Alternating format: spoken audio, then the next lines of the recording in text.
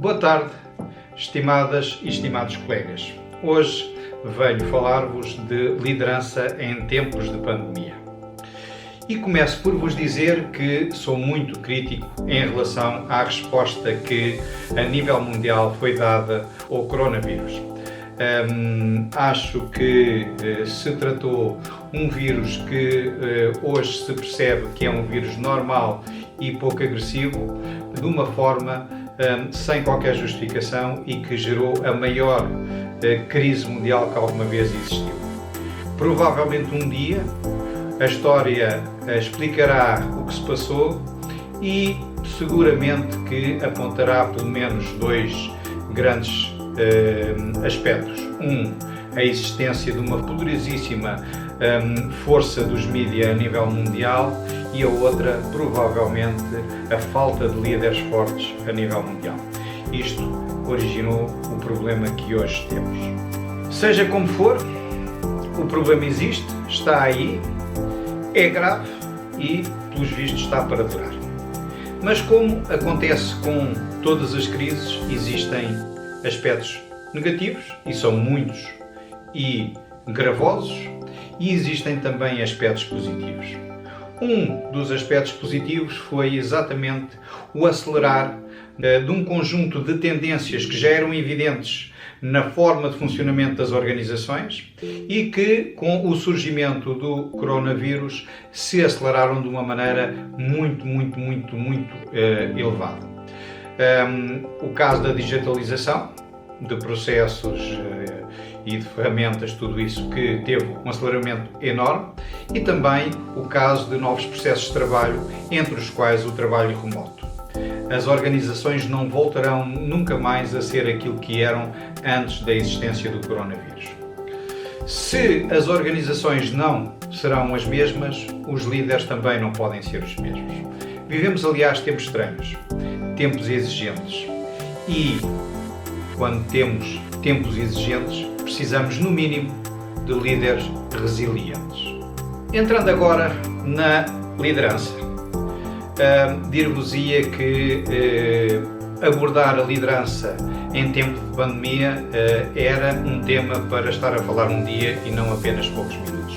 Pelo que me vou concentrar apenas em alguns aspectos que eu penso que devem ser realçados naquilo que é o papel do líder nos tempos que vivemos, nestes tempos estranhos e exigentes que vivemos. O papel do líder, na minha opinião, e neste aspecto, nós podemos abordar em 4 grandes papéis e em 4 grandes competências. Poderia ser outra abordagem, mas é esta que eu decidi fazer. O primeiro aspecto é a focalização. Todos nós sabemos que em tempos de crise há tendências para a distração e para a desfocalização. Compete ao líder focar as pessoas no negócio. Compete-lhe a ele ser muito claro naquilo que é o propósito da organização, muito claro naquilo que são os objetivos, e compete-lhe a ele ter a capacidade de focar as pessoas naquilo que é o propósito e de lhes definir e focá-los em objetivos de curto prazo. Não vale a pena estar a tentar objetivos de muito longo prazo, é o propósito por um lado e os objetivos de curto prazo por outro. Segundo aspecto que é muito importante é o cuidar das pessoas, é a face humana da liderança. Todos nós sabemos, e sabemos-lo bem, que as pessoas estão frágeis. As pessoas olham para o líder como alguém que os pode apoiar, e o líder tem que ser genuinamente alguém que se interessa e que cuida das suas pessoas. Um líder que não apoia as suas pessoas, um líder que não cuida das suas pessoas, falhará seguramente em tempos de crise. O terceiro aspecto, que é também um aspecto muito importante, é o de estar no mesmo barco, é o de resolver problemas, é o de estar presente, é o de participar, é o de contribuir para as ações do dia-a-dia. Tem que estar presente, o líder tem que estar presente. Tenho muita dificuldade em aceitar um líder que a equipa está toda ela na fábrica a trabalhar e ele está a 200 ou 300 km de distância a trabalhar online a partir de casa. Tenho muita dificuldade nisso. O líder tem que estar presente, tem que dar o exemplo, tem que contribuir. É fundamental. O quarto aspecto é o aspecto da gestão da mudança. O líder tem que estar muito atento àquilo que está a passar à sua volta, tem que ter um espírito aberto e uma forte orientação para a mudança e tem que ter a capacidade de tomar decisões rapidamente e de as implementar rapidamente. Não chega só fazer bons planos. Tem que ter a capacidade de ser mais rápido que os outros, de tomar decisões e de as implementar com grande rapidez. O sentido de urgência é aqui fundamental. E o espírito, a capacidade de transformação é também, e a capacidade de estar atento a oportunidades é igualmente importante.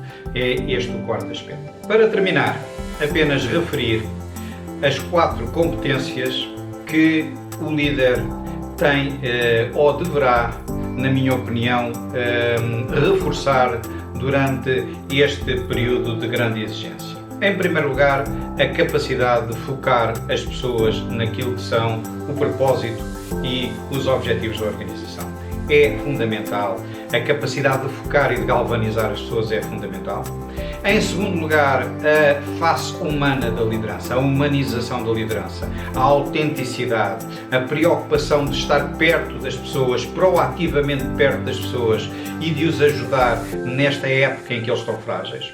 Em terceiro lugar, a capacidade de gerir a mudança, de transformação e de o fazer não de uma forma pausada, mas de uma forma muito rápida e com enorme sentido de urgência.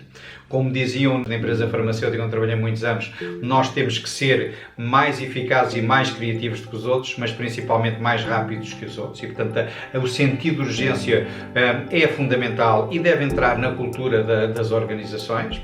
E, por último, a resiliência. A resiliência é absolutamente fundamental porque nestas épocas de crises, umas vezes ganhamos, outras vezes perdemos. Há decisões que se verificamos que são corretas, há outras que verificamos que são erradas. Temos que continuar a tomar decisões. A resiliência é a capacidade que algumas pessoas têm de se levantarem depois de terem caído. Aqueles que são resilientes caem, mas levantam-se e vêm com muita força. Aqueles que não são resilientes normalmente ficam lá no fundo. Nesta época, a resiliência é absolutamente fundamental porque os bons e os maus momentos vão se sucedendo uns aos outros e nós temos que ter a capacidade para nos levantarmos quando as coisas correm menos bem. Fico por aqui por hoje. Muito obrigado. Voltarei daqui a uns dias.